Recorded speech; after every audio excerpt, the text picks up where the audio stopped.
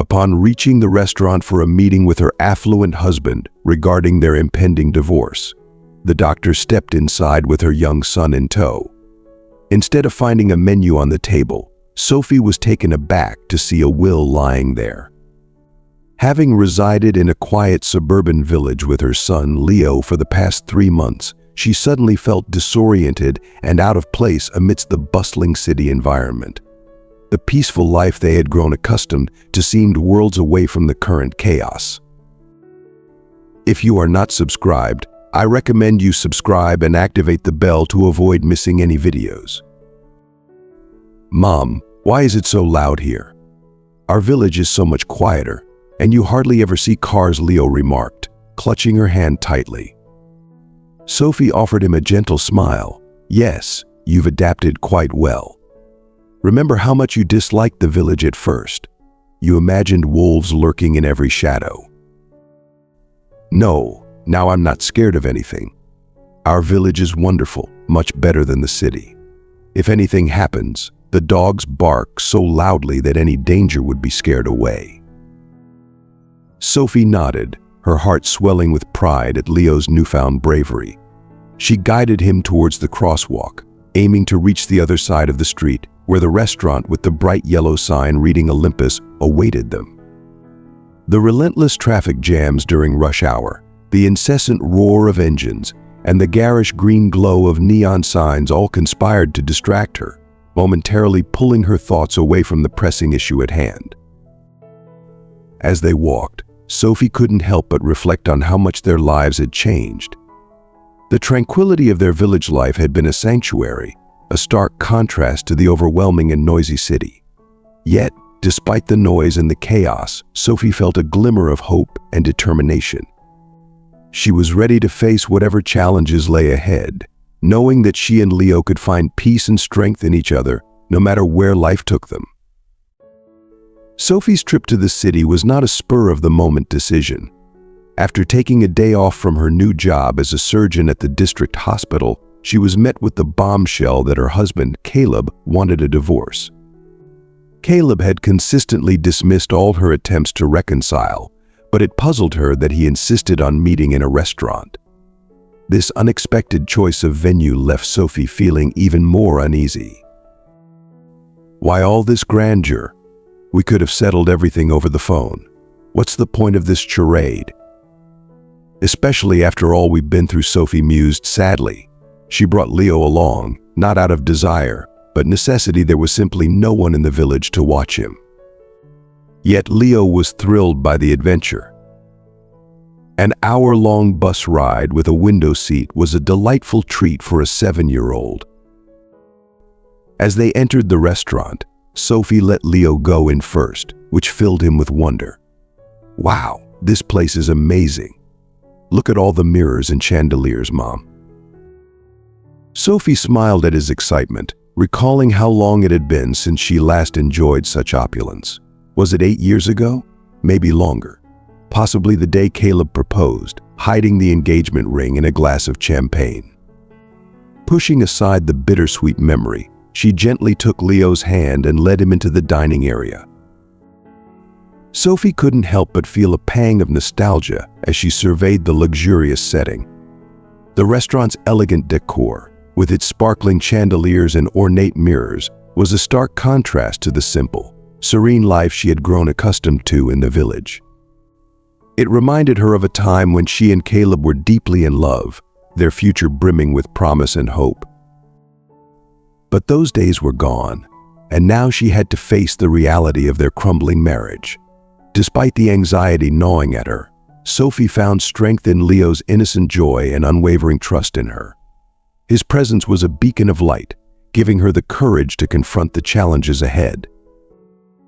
As they walked through the restaurant, Sophie's mind raced with thoughts of the impending discussion. She wondered what Caleb's true intentions were and why he had chosen such a lavish setting for their meeting. Despite the uncertainty, Sophie was determined to stand her ground, not just for herself, but for Leo.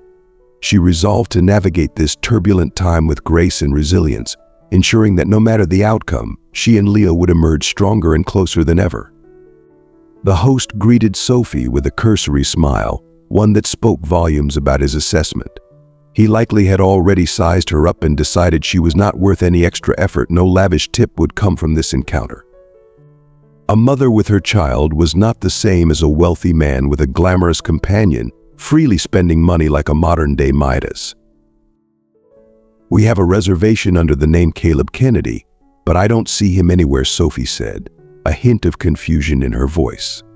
The host hesitated briefly before replying, "Yes, the reservation is here. Mr. Kennedy called to say he'd be a bit late and asked you to go ahead and order."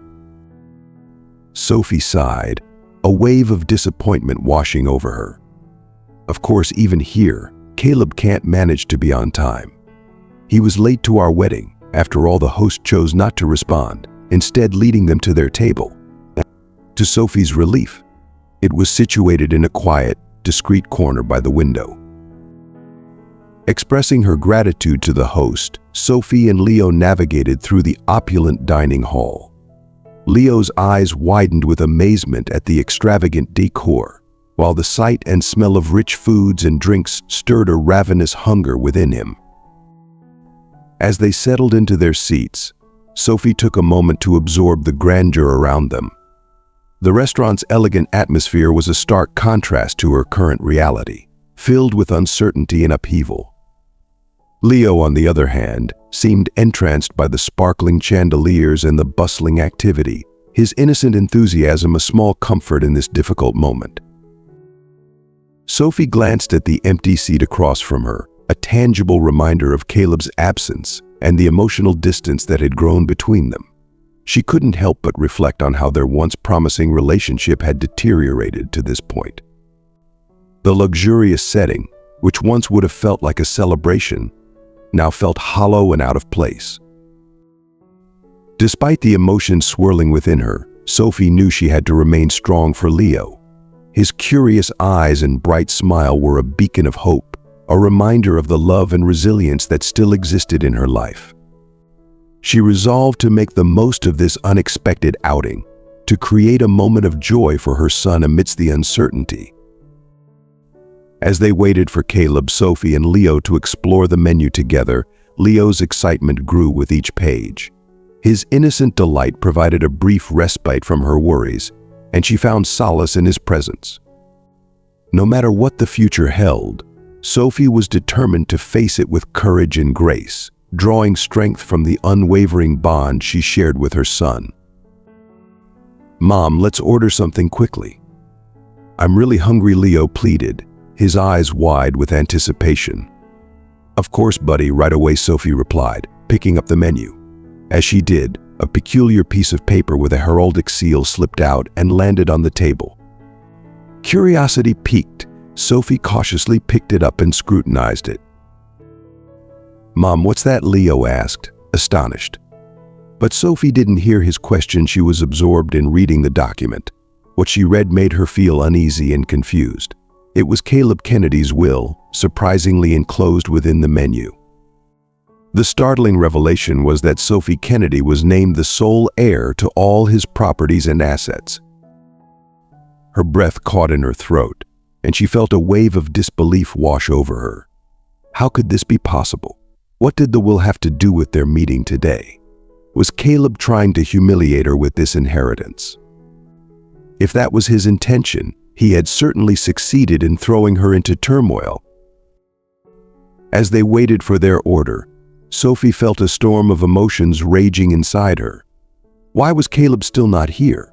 Why couldn't he manage his time better and be punctual? What was the point of this entire inheritance charade? Lost in a sea of unanswered questions and speculation, she struggled to make sense of it all. Thankfully, the arrival of their food provided a momentary distraction, much to Leo's delight. Leo, ravenous from their journey, eagerly dug into the food, praising the delicious dishes. However, Sophie's appetite had vanished. The revelation of the will had completely unsettled her, and the sight of the food evoked no interest. She watched Leo with a mixture of affection and sorrow, his innocent enjoyment a stark contrast to her inner turmoil. Sophie couldn't shake the feeling of being caught in some elaborate scheme. Why had Caleb chosen this particular moment to reveal the will? Was it a gesture of reconciliation or another tactic to exert control? The thoughts swirled in her mind, making her feel even more isolated in the bustling restaurant. Despite her attempts to focus on Leo's happiness, the weight of the wall hung heavy on her. She felt overwhelmed by the unexpected inheritance and the implications it carried. Her mind raced through potential scenarios and motivations behind Caleb's actions, each one more confusing than the last. As Leo continued to savor his meal, Sophie forced herself to take a few bites, trying to appear composed for her son's sake. The food tasted bland to her, devoid of any real flavor, overshadowed by the tension gnawing at her. Sophie knew she needed answers, and she needed them soon. The longer Caleb stayed away, the more her anxiety grew. She resolved to confront him as soon as he arrived, determined to uncover the truth behind his baffling actions. For now, she would stay strong for Leo, masking her distress behind a calm exterior, while internally preparing herself for whatever revelations the day might bring. Having waited for Caleb in vain, Sophie decided to call him and find out what was going on. Imagine her surprise when the indifferent voice of the mobile operator informed her that the subscriber was out of network coverage. How strange, why would he turn off his phone?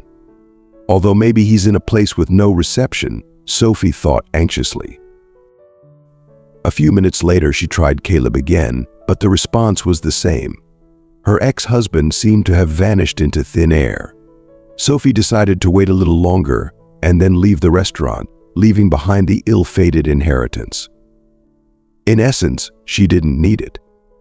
Let Caleb decide for himself what to do next.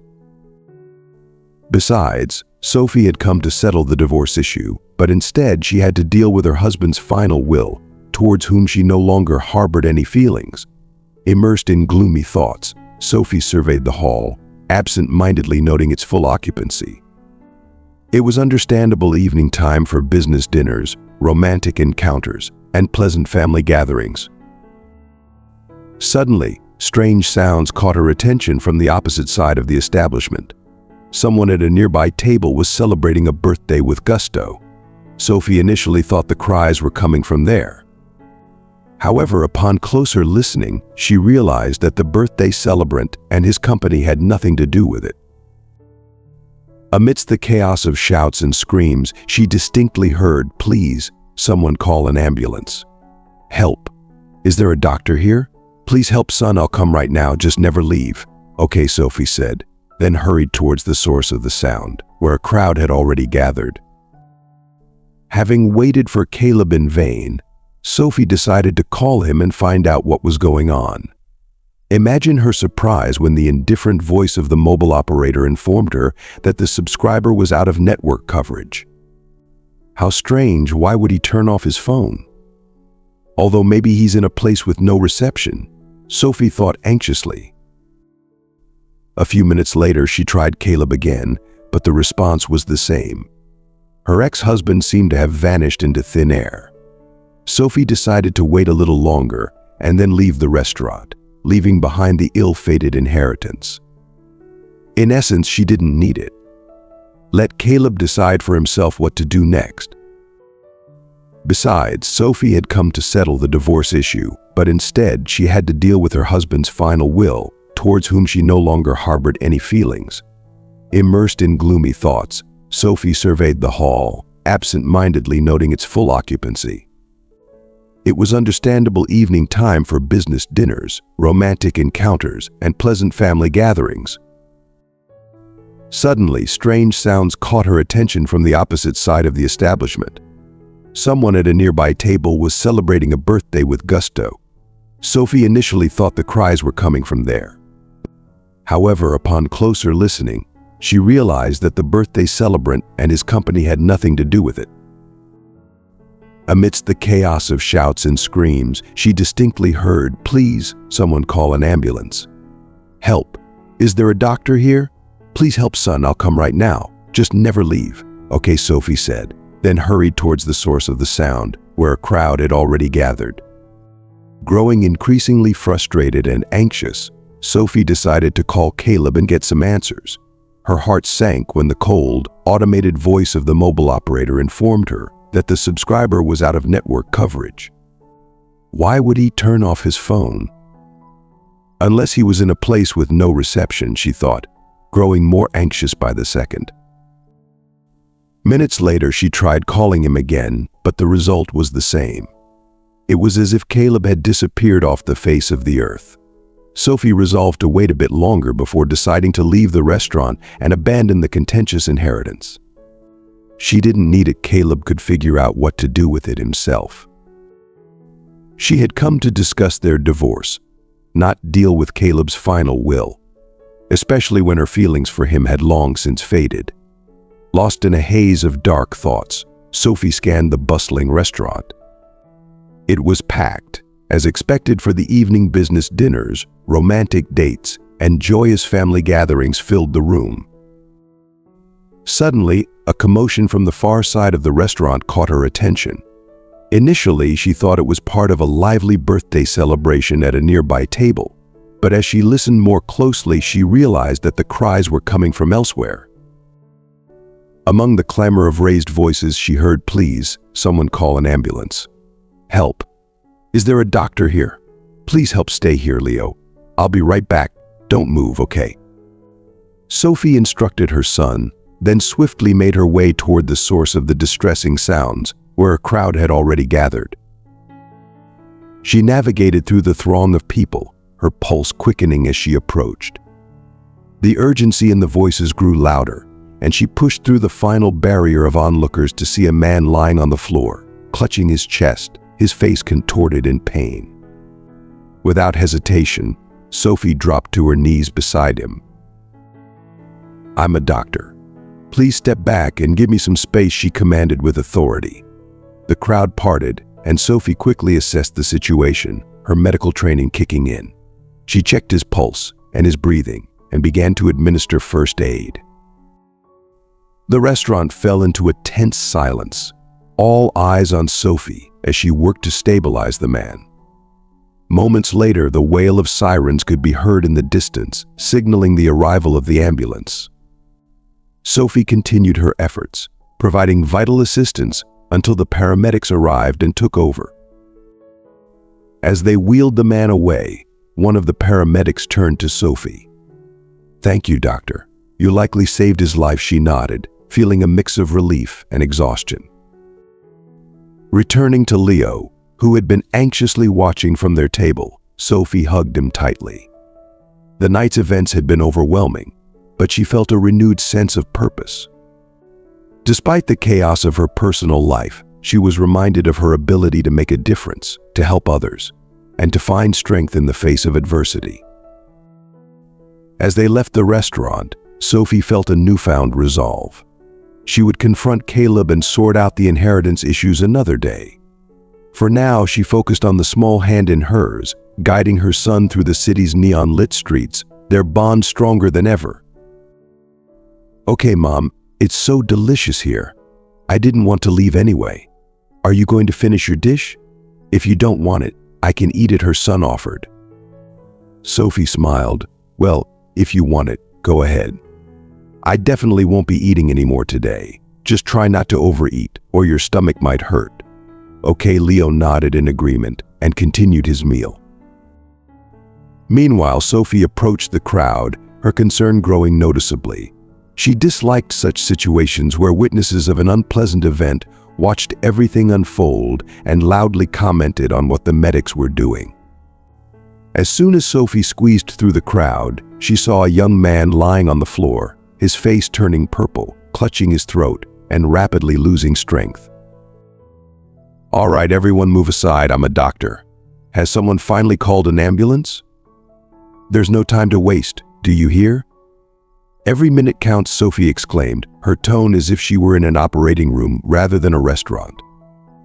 Someone grumbled, dissatisfied, questioning her qualifications, but the majority still dispersed. In turn, the administrator didn't argue with her and quickly dialed the emergency number. Sophie, on the other hand, acted skillfully, like a true professional. She unbuttoned the man's shirt, removed his tie, and began her examination. This was the first time she had encountered something like this. Sophie guessed that most likely the man was experiencing throat swelling, which threatened to turn into fatal asphyxiation. She didn't know what caused this reaction, but she understood that action was needed immediately. Catching the administrator's gaze, she briskly commanded, "Please bring clean napkins, water, and a knife, and get rid of all these people here. There's nothing to see or comment on. There are children here, after all." The administrator hesitated, then looking at the guest asked, "Do you know what to do?" Sophie snorted irritably, "Well, of course I do. Young man, I'm a surgeon with extensive practice. I used to work in the city hospital and was soon to take over as head. So let's hurry up, bring everything I asked for, or this man is unlikely to survive until the ambulance arrives." The administrator paled and rushed to the kitchen to fetch everything necessary. The young manager immediately realized that if someone were to die during his shift in the restaurant, the owner would fire him, blaming him for allowing such an incident. The administrator didn't know for sure what had happened to the guest. Nevertheless, he didn't doubt his products and prepared dishes in the slightest. Seeing a decanter of strong alcohol on one of the tables, Sophie grabbed it and quickly treated the rapidly swelling throat of the choking man. Then, when the administrator brought everything necessary, she performed the same manipulation with the knife and got down to business. To avoid shocking the visitors, the administrator brought a clean tablecloth and shielded Sophie with it as she leaned over the slowly fading man.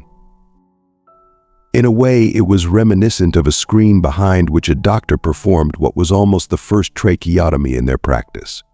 Truth be told, Sophie had never had to work in such difficult conditions before. After all, there was no operating room nurse here who would always assist, who would hand her a clamp or change the scalpel. Here, she had to rely only on herself, and time was pressing. Sophie knew that there were only a few minutes left until the ambulance arrived, but this time could be decisive in the life of this young man. It was also surprising that his companions had disappeared somewhere. Either they had panicked and run away, or they were standing in the crowd of spectators whom the administrator obligingly pushed several meters aside. However, Sophie didn't have time to ponder over this. Taking the knife in her hands, she made one precise and calculated incision. Contrary to expectations, nothing special happened, which caused her extreme shock. Had the man suddenly suffocated? Her hands trembled and sweat broke out on her forehead. It was the last thing she expected. For him to die here in the restaurant, of all places, echoed in her mind. This was the last thing Sophie expected. By all accounts, the incision should have provided life-giving oxygen, allowing for normal breathing. Of course, the notion was conditional since what he was experiencing couldn't be called proper breathing, but on the other hand, it was better than losing consciousness from asphyxiation. Checking his pulse, Sophie paled. No, this simply can't be. His pulse was barely detectable under her fingers. Trying not to dwell on the worst, she gathered herself and began resuscitation efforts. As a doctor, she considered that the man might have suffered cardiac arrest due to the suffocation. Now, to bring him back to life, she needed not only to ensure oxygen access but also to perform chest compressions. Despair froze in Sophie's eyes. She had never encountered such a complex case before. Usually, the patients who came to her operating table were already adapted and prepared, but here, in such extreme conditions, making decisions was doubly, maybe even triply difficult. Nevertheless, Sophie had no other option. Without losing hope, she began resuscitation. Of course, considering the incision in the throat, she acted extremely cautiously and applied minimal pressure to the chest. Yet the stranger lying on the floor remained unconscious and showed no signs of life. Tears streamed from Sophie's eyes, leaving burning salty streaks on her flushed cheeks. "Come on, please, darling. Just don't die, Sophie cried out in desperation, once again attempting to resuscitate the man. At that moment, when she had mentally resigned herself to his departure, the patient suddenly let out a deep groan and then jerked his whole body. Sophie was startled and realized at that moment she had won this battle, not for life, but against death. Of course she had done this before, but never in such a crowded restaurant, alone with instruments poorly suited for surgical procedures. Ironically, just as the man began to breathe again, doctors from the resuscitation team and a couple of paramedics entered the room. Assessing the situation, they immediately transferred the patient onto a stretcher. Sophie pulled the doctor aside and explained the actions she had taken. The doctor listened respectfully and nodded. "Yes, you did everything right. It seems he might have had some allergic reaction, which likely caused the cardiac arrest. And for the same reason, despite making the incision, you didn't achieve the desired result. In the end, resuscitation was still necessary." Sophie nodded and forced a weary smile. "Yeah, I don't think I've ever been so anxious in my life as today. It's akin to tackling the first exam during medical school, and even then, it didn't bring me to tears." "Ah, well, it's a pity you're no longer working at the city clinic, but still, thank you so much. Now this man will need rehabilitation, and we also need to run some tests to understand what triggered the episode." Sophie immediately expressed her solidarity with the paramedic and, after seeing him off with her eyes, returned to her table. But Leo was no longer there. Sophie looked around anxiously and almost immediately spotted him standing among the involuntary spectators of what had happened. A sweet smile played on her son's lips as he saw how resolute and strong his mom could be. Naturally, due to the screen held by the administrator, Leo couldn't see anything, but judging by the reaction of the surrounding adults, he understood. Today, Mom performed a truly heroic act. Confirmation of this came in the form of loud applause from the restaurant guests.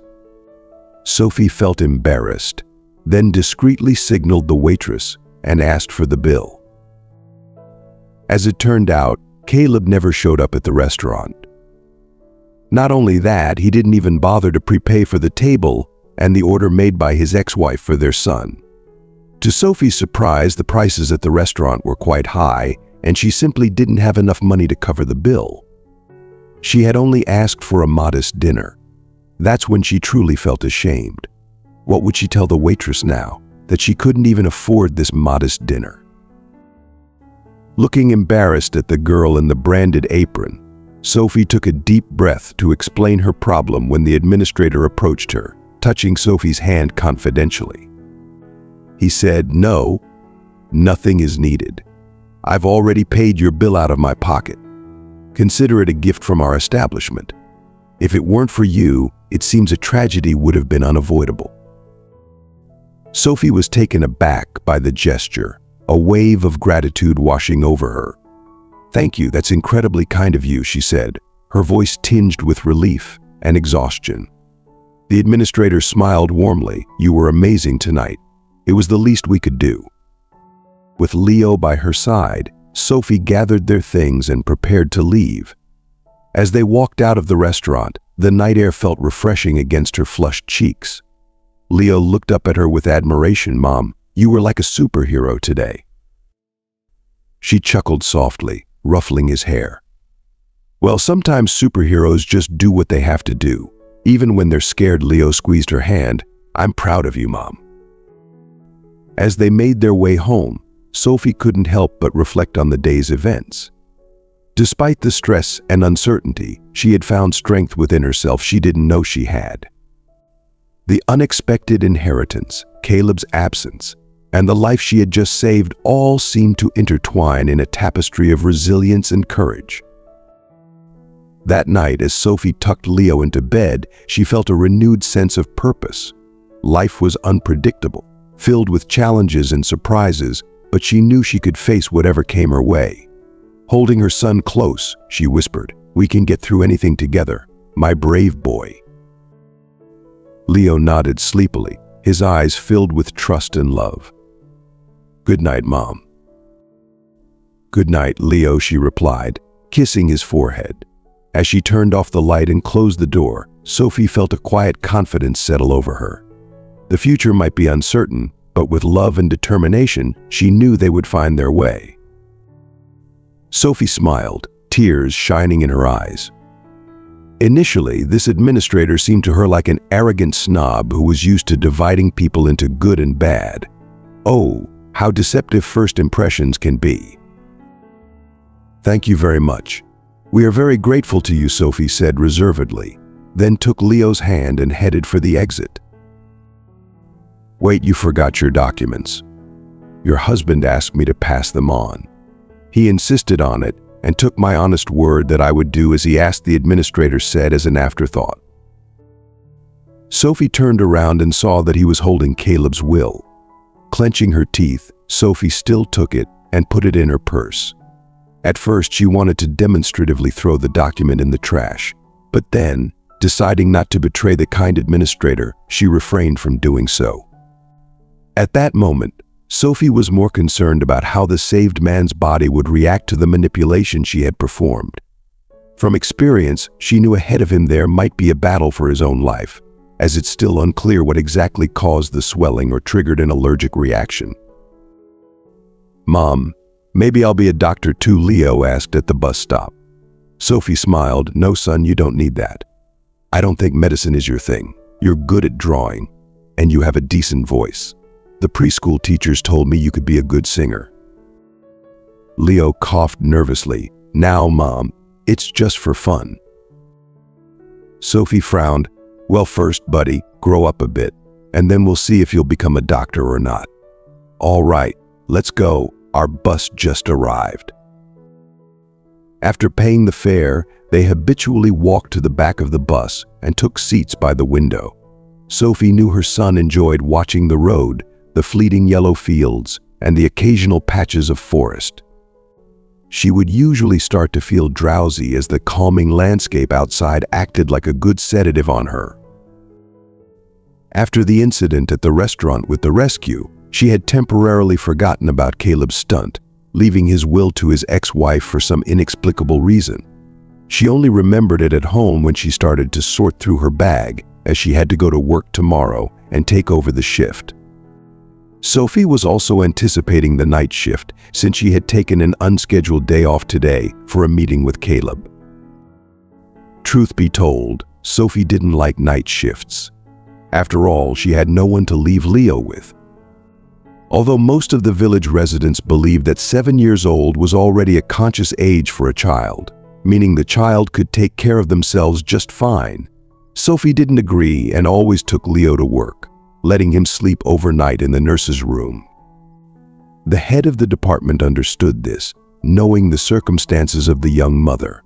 If it weren't for Caleb's betrayal, Sophie would never have left her established position and continued working at the city clinic. After all, she was considered one of the best employees there. There were rumors that the head surgeon had recommended her for his position when he got promoted. Unfortunately, as often happens, everything fell apart in a single moment when Caleb called his wife from his business trip. Once again, for some reason, the young businessman forgot to turn off the video call, so in the background, Sophie immediately saw a long-legged girl in a short robe, the kind usually provided in hotel rooms. The dyed blonde with full, juicy, cherry-colored lips looked at the screen with childlike innocence, thinking Sophie couldn't see her. The irony of the situation was that Caleb simply forgot to turn off the camera on his smartphone and thought he was making a call quite safely. At first, Sophie thought it was a joke, and her husband decided to play along in this unusual way. Putting on a serious expression, she even tried to play along, pretending not to see what was happening in the background. But when the stranger shamelessly kissed Caleb on the neck, Sophie realized this was all happening for real, here and now. That's when she unleashed a real online showdown on Caleb. If her husband had been there at that moment, she would have undoubtedly slapped him across the face for a lasting reminder, like a mark of a traitor. But the worst was yet to come for her when Sophie found out that Caleb's lover was raising a 3-year-old son born from her husband's affair. The news struck her pride deeply, reminding the unfortunate woman of her childlessness. Sophie's world crumbled around her as she processed the depth of Caleb's betrayal. Not only had he been unfaithful, but he had also fathered a child with another woman while she struggled with infertility. The pain was unbearable, a constant reminder of her own perceived failures and the ultimate betrayal by the man she once loved. Returning to her life in the village, Sophie tried to rebuild.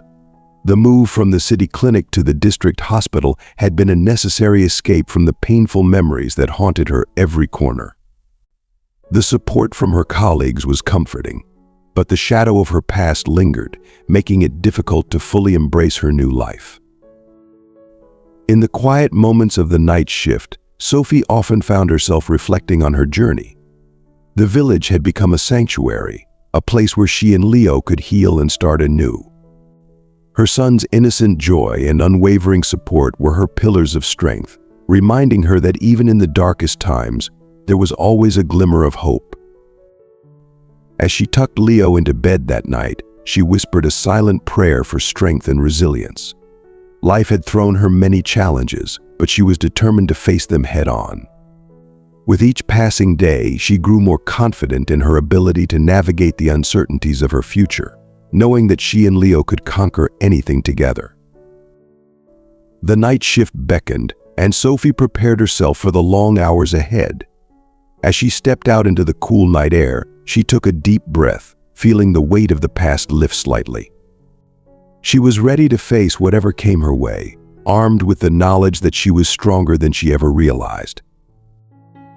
The situation was complicated by the fact that Leo, Sophie's adopted son, was taken in from an orphanage when he was just 2 months old. Tragically, his mother had died during childbirth, a complicated delivery that required a cesarean section. To make matters worse, Sophie was the surgeon who operated. When the patient was brought in critical condition, Sophie did everything she could, but both the mother and Leo's twin brother did not survive.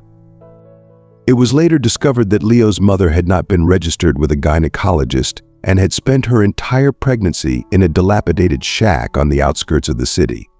By a cruel twist of fate, she became Sophie's first patient to die on the operating table, taking her second baby with her. The incident devastated Sophie, who was known for her impeccable reputation in the surgical department. This unexpected tragedy shattered her confidence.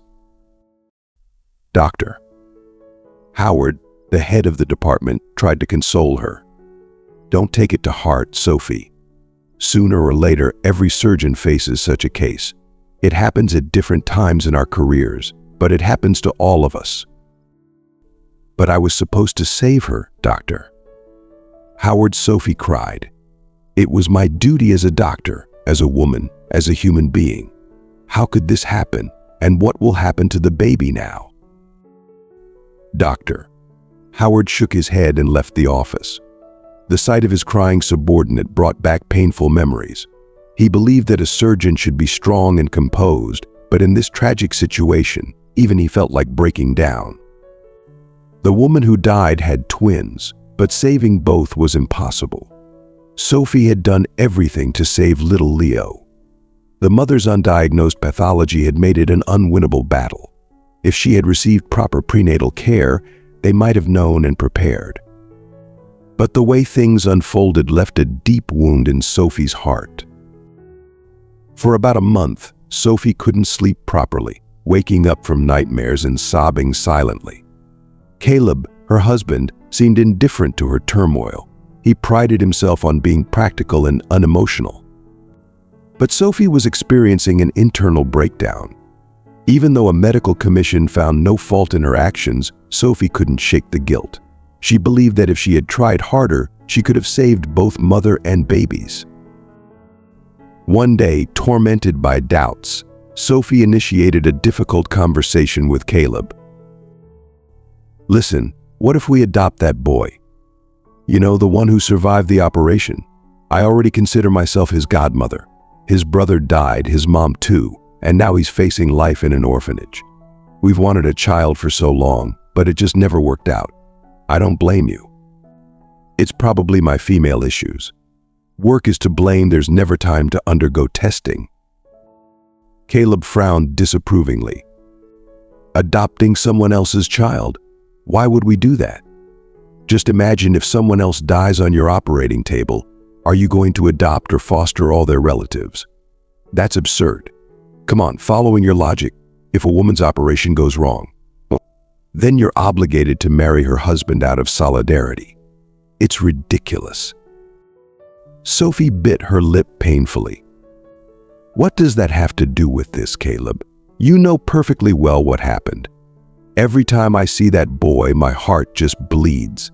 I want to take him in, you understand? I feel like he's become family to me. I held him in my arms, personally evaluated him on the APGAR scale, you know. Caleb's face remained stony. Sophie, you need to let this go. We can't take in every child that tugs at your heartstrings. It's not practical. We need to focus on our own lives. Sophie's heart ached at his cold response, but she was determined. She continued to push for the adoption, and eventually Caleb relented, though he did so begrudgingly. Adopting Leo became a way for Sophie to honor the mother who had died on her operating table and to heal her wounds. Now, as she sat on the bus with Leo, watching the passing landscape, those memories flooded back. Despite the pain and challenges, adopting Leo was the right decision. He was her son in every way that mattered, and she loved him fiercely. The day at the restaurant had been a stark reminder of the unpredictability of life and the strength she had within her. Sophie knew she would face more challenges, but she also knew she had the resilience to overcome them. She glanced at Leo, who was staring out the window, lost in his thoughts. Her heart swelled with love and pride.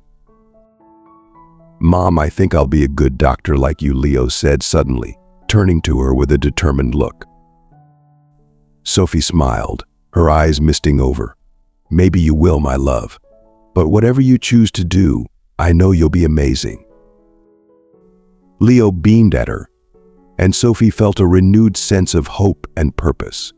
They would continue to face life's challenges together, one step at a time, with love and determination guiding their way. Caleb shook his head. "No, Sophie, I don't understand. I feel like I stopped understanding you a long time ago. You've completely lost it with your job. Not only have you been hysterical for a whole month, but now you want to adopt some random kid. Tell me, have you even bothered to find out who his parents are? Maybe he's from the streets, and the father, a drunk, a convict. Am I right?"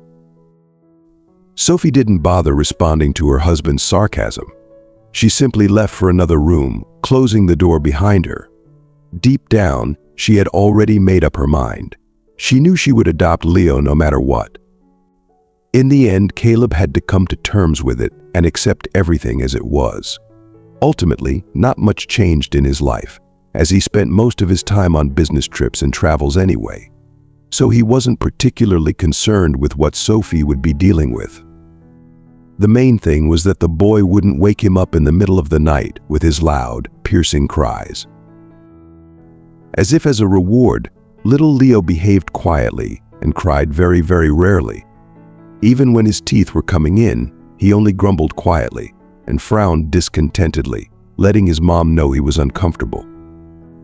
In those moments, Sophie wanted to take away his pain, hold him close, and become one with him. So what if she couldn't give birth? Now she had a son, beloved, to whom she had given life. Of course, Leo knew nothing about adoption, and even if he did, he didn't have anyone closer than Sophie.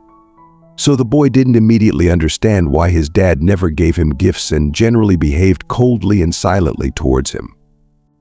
Moreover, Caleb didn't like talking to Leo and refused to play on the playground with him. Initially, this greatly upset the child, especially considering that many of his peers were picked up from daycare by their dads. He only had his mom, who took care of him, took him to daycare, played with him, and read bedtime stories, showering her beloved son with affection. During the time spent in the settlement after the move, Sophie reconsidered her views on life, realizing that perhaps Leo was the reason for the divorce. However, she wouldn't have acted differently anyway, because if she had accepted her husband's offer, she would have blamed herself for the rest of her days. Of course, little Leo didn't even suspect why his mom occasionally went to the city cemetery, always bringing a bouquet of yellow tulips. For some inexplicable reason to herself, Sophie believed that the deceased mother of the boy loved these flowers. Perhaps this was explained by the fact that on the day of admission to the hospital, the young mother wore a simple yellow dress with white dots, which made her look like a large chamomile from afar. The deceased's name was Mary Booth. Her name meant nothing to Sophie because they had never crossed paths in life and only saw each other in the operating room. As luck would have it, on that day no surgeon in the maternity ward was either sick or on vacation, and Sophie was called in to perform the surgery. No, she didn't refuse, and she had performed such procedures several times before, but this time everything went completely wrong.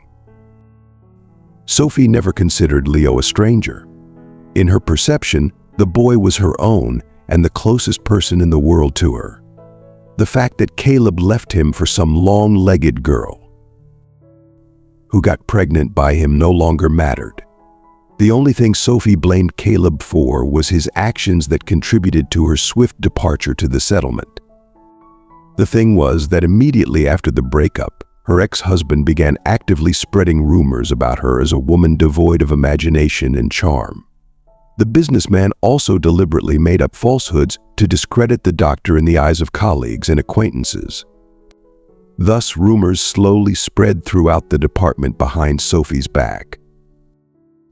There were constantly mocking remarks and contemptuous comments whispered under one's breath. Of course, not all colleagues were against Sophie, some even sympathized with her. Most, however, simply saw this as an opportunity to taunt one of the best specialists in the department, whom they envied with black envy. Among others, Sophie's colleague Lily was on her side, always supporting her and considering her an example of the perfect surgeon. Once they entered medical school together, studying in the same group, living in a dormitory, barely making it to the next scholarship.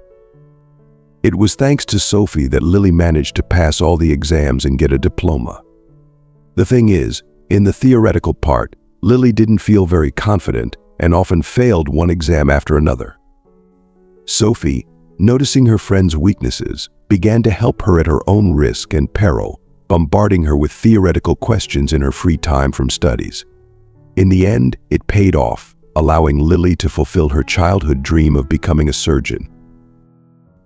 It was Lily who advised Sophie to leave town as soon as possible to erase any memories of herself for a while, and to return later when everything would be forgotten. Trust me, Sophie, human memory is very short. It will all fade away, her friend would say every time they met. At first, Sophie doubted, sincerely fearing that she wouldn't be able to find suitable work in the province. But as it turned out later, her fears were unfounded. She was warmly welcomed at the district clinic. Sophie often reflected on the twists and turns her life had taken. She had been a respected surgeon in the city, with a promising career ahead of her. Then, in a matter of moments, everything had changed. Caleb's infidelity, the tragic operation, and the relentless gossip had driven her away from the life she once knew. Yet, despite it all, she had found a new purpose in her small village, raising Leo and continuing her work in a different setting. Sophie knew that she had made the right choices, even if they were difficult. The move had allowed her to heal, to start anew. The support from the local community and her colleagues at the district clinic had been invaluable. She had found solace in her work and in the love she shared with Leo. As they settled into their new routine, Sophie felt a sense of peace she hadn't known in a long time. She had overcome so much and had come out stronger on the other side. With Leo by her side, she knew she could face whatever the future held. The bus ride home was a reminder of the simple pleasures in life. Watching Leo's face light up as he took in the passing scenery, Sophie felt a profound sense of gratitude. Life was unpredictable, but it was also full of moments of beauty and joy. "Mom, will we always live here?" Leo asked, breaking the silence. Sophie smiled, her heart full. "I think so, Leo. This place feels like home now. It's where we belong." Leo nodded, satisfied with her answer. They had found their place in the world, and that was all that mattered. As they stepped off the bus and made their way home, Sophie felt a renewed sense of hope and determination. She had faced her demons and emerged victorious. The future was theirs to shape, and she was ready to embrace it with open arms. Sophie sat in the kitchen with a cup of tea, her mind flooded with memories, some of which were painful. After putting Leo to bed early, she pondered what to do with Caleb's will. Tear it into small pieces? Burn it? She sighed, knowing it was an official document. Failing to find an answer, Sophie put the paper away in the cupboard for the time being. She took a simple women's novel from the bookshelf, one of those that are easy and quick to read. Unbeknownst to herself, she dozed off in the chair, sleeping until morning. The next day promised good weather. After preparing a hearty breakfast for Leo, Sophie began to get ready. It was going to be a busy day, and she planned to take Leo with her so he could be looked after during her shift. Fortunately, there was a playground in the hospital courtyard, which was a real find for employees with children. But as soon as Sophie crossed the threshold of the ward, the duty nurse presented her with an extremely unpleasant surprise: a police officer investigating a case of attempted murder. "Good day. What does this have to do with me?" Sophie asked, surprised. The policeman hesitated for a moment, clearly assessing the doctor's initial reaction. "My name is Scott Peterson. I'm a senior investigator at the district police department. The thing is, your spouse didn't return home after a meeting at the restaurant. Furthermore, his car was found in an alley a couple of 100 meters from the restaurant. Blood was found inside the car, along with signs of a struggle, indicating an attack took place. I probably don't understand something here. How is this related to me?" exclaimed Sophie. "I didn't do anything. You can ask anyone. I went to the restaurant, yes, but my husband never showed up." The police officer shook his head. "Yes, I know that, Mrs. Kennedy. We've already questioned witnesses, and the fact that your husband didn't show up for the meeting doesn't explain his disappearance at all. You don't deny knowing that Caleb Kennedy made a will before his death in your favor. Care to explain that?" Sophie shrugged. "I knew nothing about this will.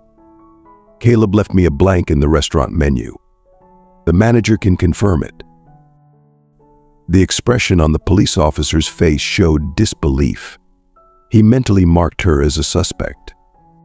"You know what? Don't stray too far from home for now, all right? Because your husband's death benefits only you due to the will he left. According to it, you inherit all of Caleb Kennedy's property, including the business and other financial assets. Isn't that right, Mrs. Kennedy?" She nodded resignedly. "Yes, that's true. But why are you talking about murder? The body hasn't been found, as I understand it." The police officer smirked. "Well, that's just a matter of time. If there's blood and signs of struggle in the car, then there's a 99% chance your husband was the victim of an attempted murder. And it seems like a successful one." Ex-husband Sophie corrected her interlocutor rather sharply. The police officer pursed his lips skeptically. "Correct, though that's not my concern anymore. Ex-husband, current husband, at the moment you are the prime suspect in this case. A statement has been filed against you by Angela Douglas, yes, the same partner of your spouse who bore his child. Don't tell me you didn't know about that." "I knew. I'm the one who caught them red-handed. My husband had been cheating on me for years, and he had a child on the side with another woman." Sophie couldn't help but confess. The police officer squinted at her. It was evident he was intentionally interrogating in a confrontational manner, hoping the suspect would slip up and lose composure. Sophie, however, didn't consider herself guilty. She was convinced that her husband's mistress was up to something nefarious. Unfortunately, before coming to the clinic, Scott Peterson had a conversation with Sophie's boss, which only made things worse for her. Now everyone in the department looked at her as if she were a criminal, waiting for the moment when a patrol would be dispatched to arrest her. But Sophie herself didn't know what to do next. As she replayed yesterday's events in her mind, she desperately tried to find a way out of the situation, berating herself for agreeing to meet at the restaurant where Caleb or his cunning mistress had set a very clever trap for her. To Sophie's surprise, her visits for the day were not yet over. Soon, the department head summoned her again to introduce her personally to the elderly businessman Edward Moore. "Oh my, who's this now?" Sophie thought. But she didn't voice her thoughts aloud, of course. Unlike the senior investigator from the district police department, the businessman turned out to be a pleasant man in his 60s. He hadn't come to the clinic to criticize Sophie or accuse her of anything.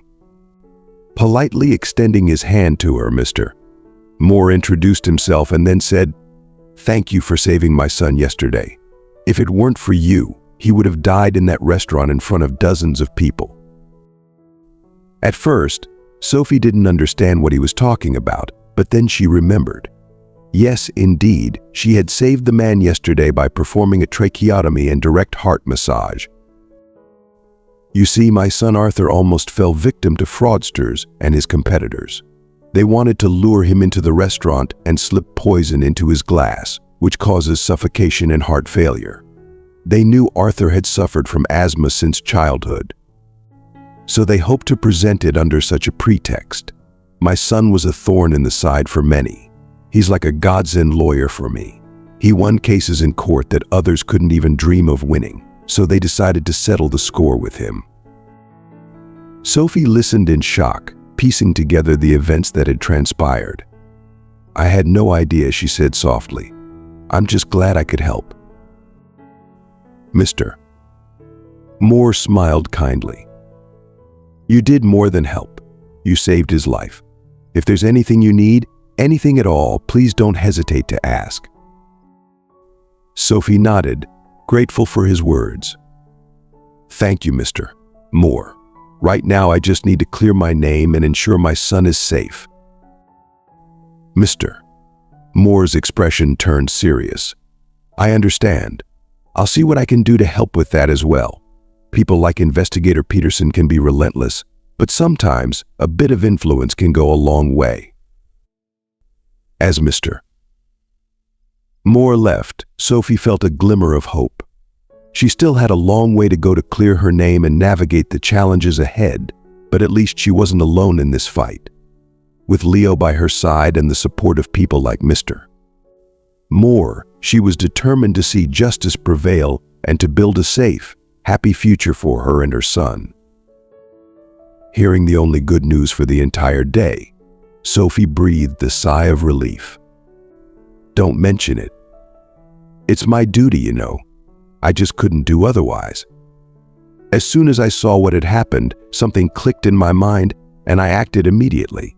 I wasn't sure of success, but I took the risk anyway because there was no other choice." Mr. Moore smiled. "Ah, if only everyone were as decisive as you, then perhaps there would be noticeably fewer troubles. And also, if you have time, could you visit my son? He's currently in the main city hospital, you know, where you used to work. The doctors say he'll be discharged soon. So if you find a spare moment, could you drop by?" Sophie nodded uncertainly, realizing that she probably wouldn't be able to fulfill the request, as she had enough of her problems right now to start making new acquaintances. "Listen, Sophie, are you facing any difficulties? You just seem so absent," the businessman cautiously inquired. She shook her head. "No, Mr. Moore. Everything's fine. It's just fatigue from the night shift hitting me, so don't take it to heart." The businessman nodded sympathetically, then winked at Leo, who stood slightly aside and headed for the exit. Sophie watched the guest leave, silently thanking him for not judging her for yesterday's actions. Unfortunately, Sophie had no idea what fate had prepared for her as a sweet treat today. Another thorn in her side was a call from Caleb's lover, Angela, who began the conversation by accusing Sophie of being responsible for her partner's disappearance. "Listen, Angela, I don't know what you've come up with, but I haven't seen Caleb in about 3 months. He called himself yesterday, arranged a meeting, and even put his will on the table, supposedly for me to review," Sophie explained, barely controlling her agitation. Convincing Angela proved to be quite difficult. Without mincing her words, she hurled a barrage of insults at Sophie and then threatened her with criminal prosecution and imminent legal proceedings. "Well, we'll see about that. First, find Caleb yourself and then blame me. You've already taken justice into your own hands and acted arbitrarily here," Sophie exclaimed in frustration before ending the call. To be honest, she was thoroughly fed up with all of this. Her hands trembled from nervous excitement, and beads of sweat formed on her forehead. How was she supposed to perform today's operation in such a state? Maybe she should just pick up a pen and write her resignation. The last thing she needed was to be accused of medical negligence in her new position. "All right, we'll see how it goes. The main thing is for fate not to bring any more surprises," Sophie whispered to herself. Fortunately, the workday and the upcoming night passed without incident. All night long, little Leo slept peacefully in the nurse's room while his mother made her rounds, checking on the patient's condition. Technically, she could have avoided doing so like most doctors and rested during the night. Perhaps Sophie would have done just that, but she simply couldn't fall asleep that night. The thought that she was being accused of a crime she didn't commit still plagued her mind, not to mention that Angela had some cunning scheme in mind. But what exactly it was, Sophie couldn't fathom. 3 days passed unnoticed, during which Sophie had to visit the police station twice and give the same statements. In essence, there was no point in arresting her as she actively assisted the investigation and had no intention of running away, especially considering that she was raising her young son alone. Despite the obvious illogicality of the crime, the police still didn't rule out the possibility that Caleb's ex-wife might have been involved in the attempted murder. It's hard to say how this convoluted story would have ended if one day a tall young man with a distinctive bandage around his throat hadn't appeared on Sophie's doorstep. At first, Sophie didn't even recognize the guest whom she had once saved in a restaurant, but upon closer inspection, she saw the snowy white bandage on his neck, smiled knowingly, and invited him in. Arthur Moore, upon scrutiny, turned out to be a pleasant man who didn't come empty-handed. He brought gifts for little Leo and a box of expensive chocolates for Sophie. Due to the tracheal surgery, he still found it difficult to speak aloud, communicating almost in a whisper. At first, Sophie responded evasively, feeling uncomfortable with the presence of this stranger. But then, waving it all away, she laid everything out as it was. It happened so quickly and unexpectedly that Sophie couldn't help herself. Perhaps that's what happens when a person is so eager to unburden themselves that they're willing to pour out their soul to the first person they meet. Arthur listened silently to the Savior, not only because his throat was sore and the wound on his neck was healing, but also because he was genuinely interested in the words about Sophie's husband disappearing but leaving behind not the worst inheritance for his loved ones. "Can I see the will itself?" the lawyer asked quietly, trying not to offend Sophie with awkward words. She nodded in agreement and immediately fetched the document with the official seal from the cupboard. Of course, due to his profession, Arthur had seen such documents many times before and immediately noticed inconsistencies and other nuances, the very ones that meant nothing to an ordinary person. But the most interesting thing was that Arthur knew the notary who helped Caleb draw up this very well. Unpleasant rumors circulated about this slippery lawyer, as a few years ago he was already a suspect in a criminal case involving fraud and illegal real estate transactions. Back then, Joel Mitchell managed to wriggle out, escaping with a slight fright. But as it's known, anyone who has once broken the law and got away with it will surely repeat their offense and continue to do so until they stand before the court as a defendant. Hearing this, Sophie felt a mix of relief and concern. Relief, because it seemed like there was more to Caleb's disappearance than met the eye, and concern, because she was now more entangled in a web of deceit and danger than she had initially realized. Arthur's presence and willingness to help offered a glimmer of hope, but the path ahead was still uncertain and fraught with challenges. "Thank you, Arthur. Your help means a lot," Sophie said sincerely. "I just want to clear my name and ensure my son is safe." Arthur nodded, his eyes showing understanding and determination. "We'll get to the bottom of this, Sophie, and we'll make sure the truth comes out." As Arthur left, Sophie felt a renewed sense of resolve. She was not alone in this fight, and with allies like Mr. Moore and his son, she had a chance to uncover the truth and protect her family. She would face whatever came her way with strength and courage, knowing that she was fighting not just for herself, but for Leo as well. "Okay, Sophie, I can't promise anything, but I'll try to gather information about your husband's company. Also, be careful with what you say. Don't tell anything unnecessary to outsiders. It can harm both you and the child." "What does my son have to do with this? He's mine." "He's innocent," exclaimed Sophie. Understandingly, Arthur added, "I'm sorry for being a bit blunt, but if you're convicted, Leo will end up in a children's home, and that's not the most pleasant place, believe me." Sophie looked gratefully at her guest, mentally marveling at how fate had brought her together with such a kind and sympathetic person. A week flew by unnoticed, during which Sophie's reputation as a criminal became even more entrenched. Many colleagues, no longer hiding their suspicions, called her a convict and even placed bets on when she would appear in court. Yet essentially, there was not a shred of solid evidence against Sophie. So what if Caleb made a will? Does that mean Sophie just up and got rid of him? Where is the body or Caleb himself then? And how could she have done it while she was at the restaurant with her son and even saved a lawyer? And there are a dozen witnesses to that. Meanwhile, Arthur Moore wasted no time and conducted his independent investigation.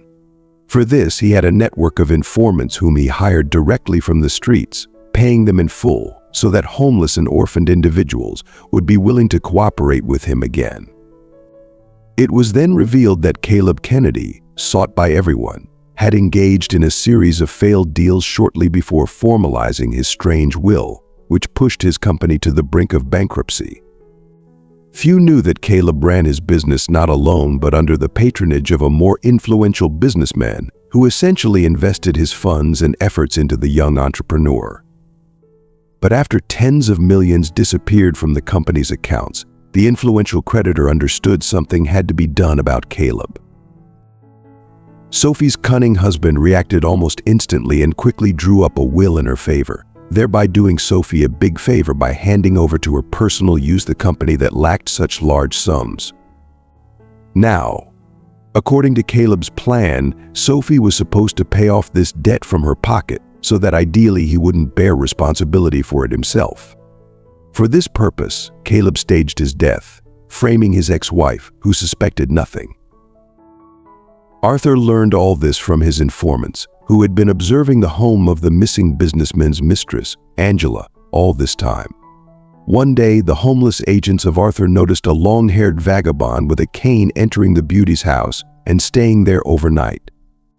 At first, Arthur didn't understand what was going on, but when he thought about it, he guessed where the problem lay. The young lawyer waited for about 2 days, then with the help of his assistants, organized a small ambush near Angela's house. They didn't have to wait long, as that same evening, the vagabond with long flowing hair and a cane appeared at the gate. Arthur smiled, then approached him and swiftly pulled off his wig. The lawyer's intuition didn't fail him this time. Under the layer of makeup and curly wig was none other than Caleb, who planned to soon become someone else, changing his surname, name, and passport. Oh, what a mishap. Look, did you lose your wig or is it not yours? Arthur remarked ironically, deliberately trying to provoke Caleb.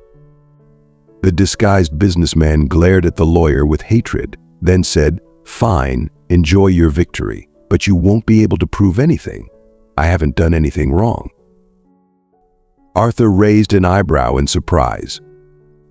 "Well, it's all a matter of perspective, Mr. Kennedy. Whether you did it or not, you wanted to pin all moral sins on your wife, didn't you? And you also intended to burden her with a debt she wouldn't be able to pay off in her lifetime. I wonder what your creditor and benefactor will say when they find out you're alive." Caleb's face went pale, and he stammered, "You wouldn't dare." Arthur chuckled softly. "Oh, I would.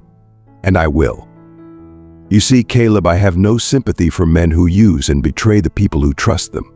You've put Sophie through hell, and she didn't deserve any of it."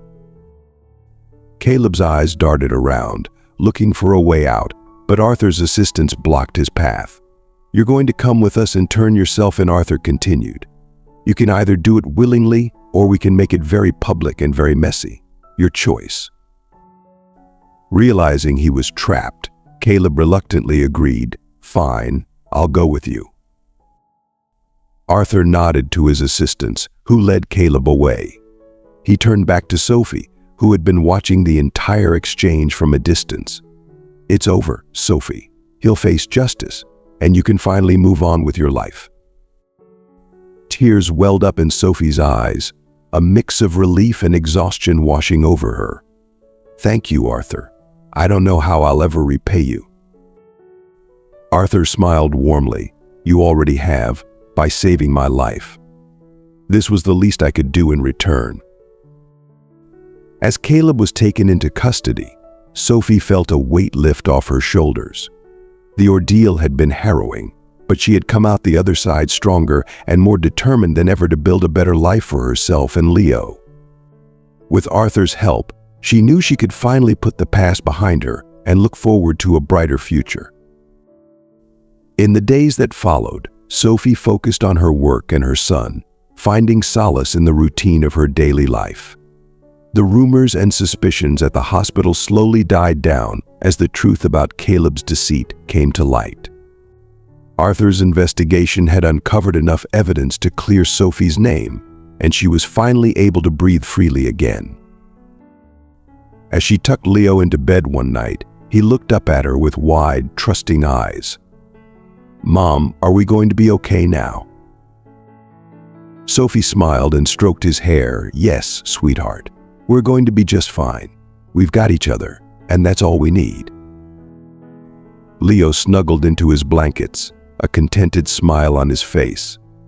Sophie sat by his side until he fell asleep, feeling a profound sense of peace.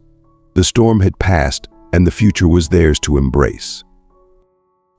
With a heart full of hope and determination, Sophie knew that no matter what challenges lay ahead, she and Leo would face them together, stronger and closer than ever.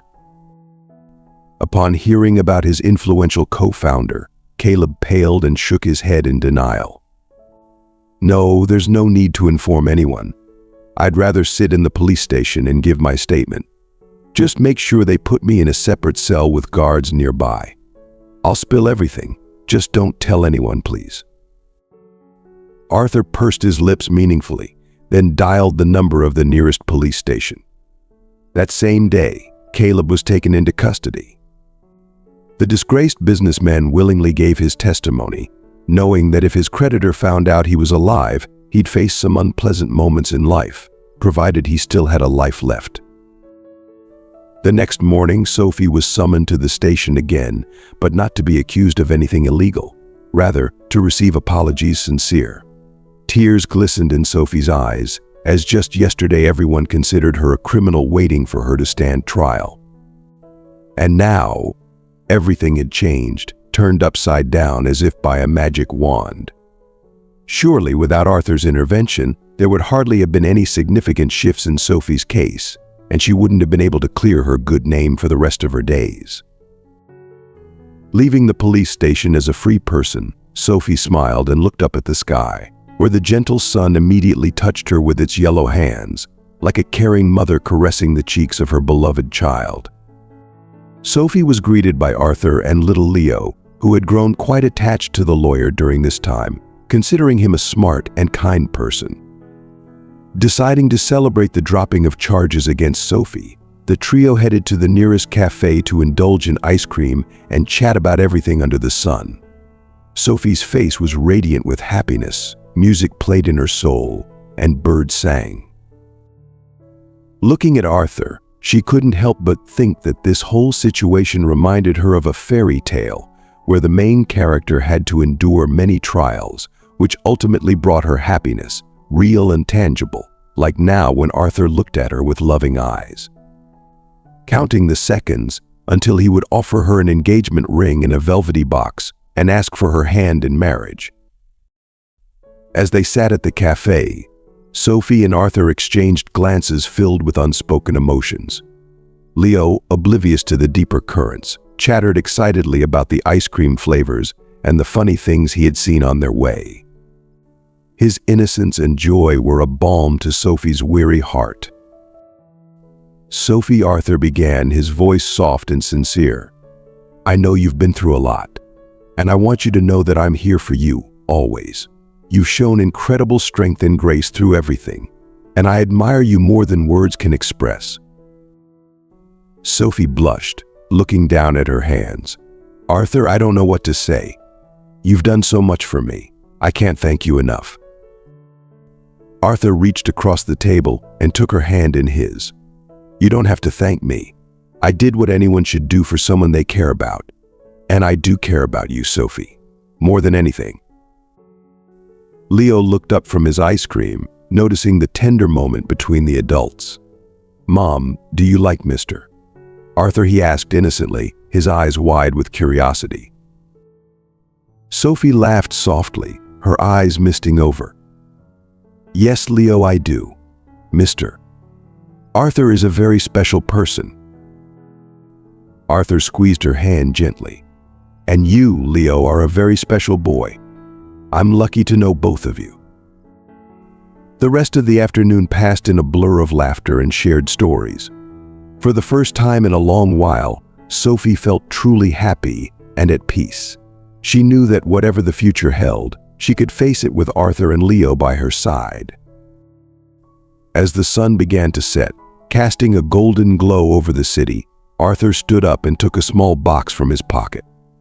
Sophie, there's something I've been meaning to ask you.